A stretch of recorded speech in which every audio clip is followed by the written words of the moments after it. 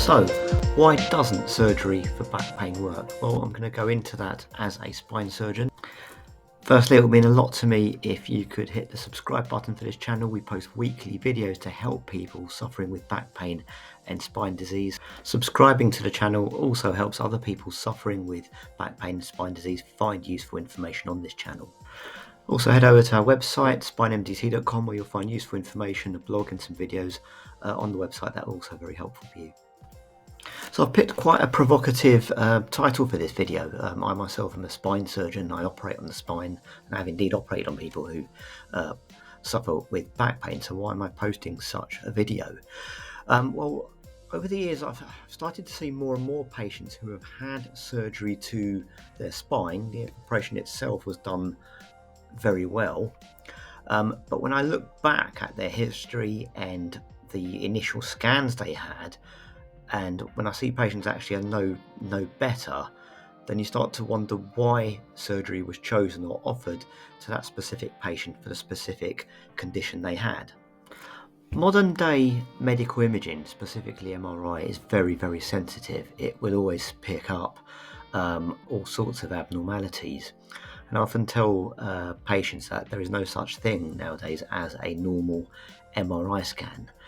Often on a report, the words degenerative will come up, which you may have seen on your own report, which is basically a fancy word for wear and tear, and that's part of the normal process of being human. Within reason, there are ranges of that are beyond normal that sometimes do need a bit more input. And then MRI scans as well now have become far more abundant. The availability has become far more abundant in both the NHS and in the private sector. They're a bit more readily available. More and more patients are having scans, and these things are being picked up. So there was a trend quite a few years ago when people were perhaps seeing some excessive degenerative change. Take this MRI, for example, of a spine. This is the back, this is the front, this is like a side view. In between the bones here we have the discs, where there's a lot of wear and tear and bulges here. They're not necessarily causing nerve compression or causing any harm, but the assumption was made that that must be the cause of the pain, and therefore an operation to either fuse the segment or remove the disc or add some kind of device into the spine will alleviate the back pain. And over the years we've seen that the results of doing these operations have not been great. A small number of patients within a subgroup of patients who have all these degenerative changes, some of them do well with surgery, but a lot of them didn't. So then we went for a trend of trying to identify, well, is it one of these levels causing the pain? So a test called a discogram came up, where you put a needle into the disc and inject some fluid into it and see if it reproduces the pain. The trouble with that test is it's very user dependent and the results are a bit difficult to interpret. If I stick a needle into anyone's disc, it probably will induce some pain if I start squishing some fluid into any disc. So therefore you have to do a control level. You inject the one where you think the pain's coming from, you inject the one above to see if it makes the pain similar or not, and if it didn't, people would assume the one below must be the one causing the pain.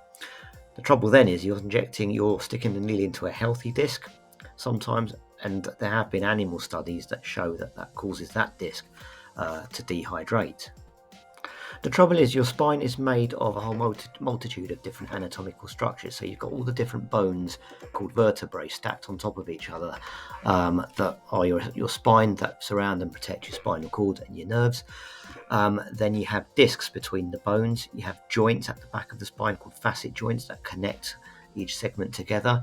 And then all of that is strapped together by a bunch of ligaments, these straps of tissues that join bones together.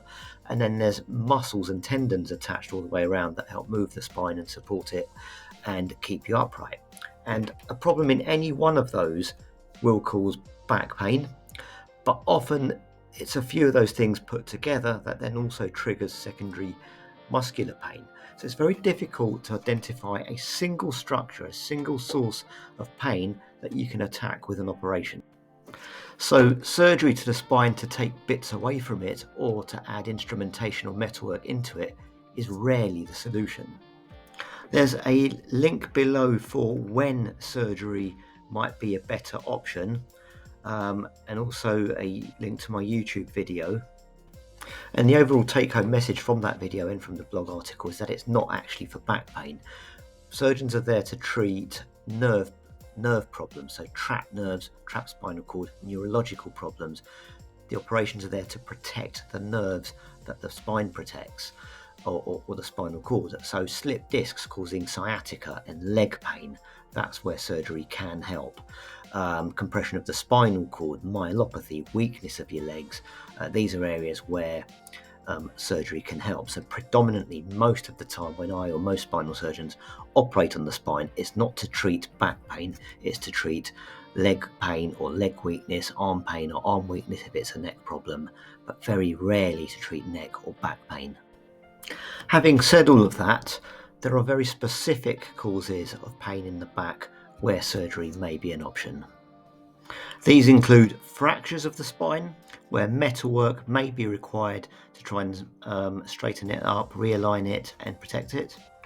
Tumours of the spine in the spinal canal themselves, such as this one here, often that does cause neurological problems that I spoke about anyway, but some patients just present with pain at night.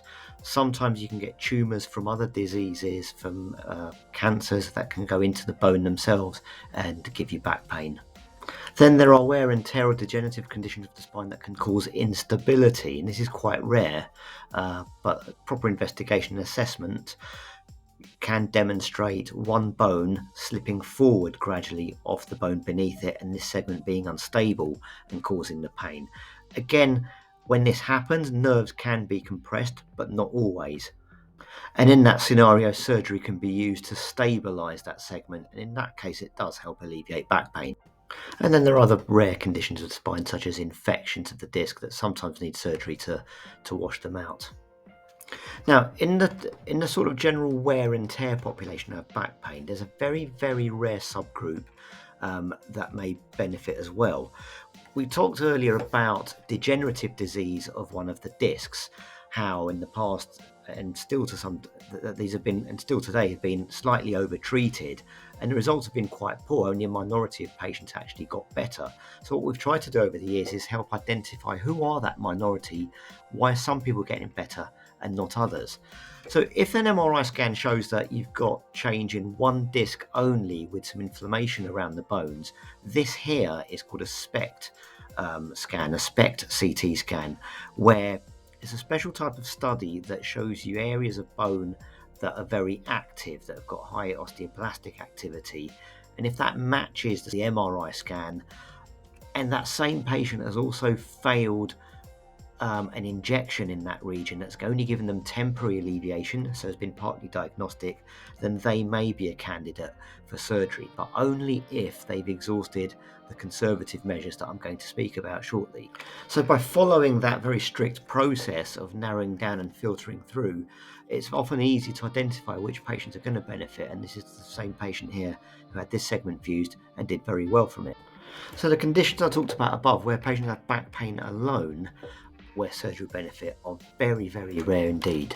And even those patients, even if you are one of those patients, you shouldn't consider surgery until you've gone through the correct process of having a formal assessment from a healthcare professional, a spine surgeon, an osteopath if necessary, a physiotherapist, and then go through the process of maintaining good weight, correcting your posture, being mindful of your posture at work, correcting your workstation, maintaining good core strength, so exercises that build up the muscles that support and surround your spine, and that means working with a physiotherapist, sometimes an osteopath or chiropractor.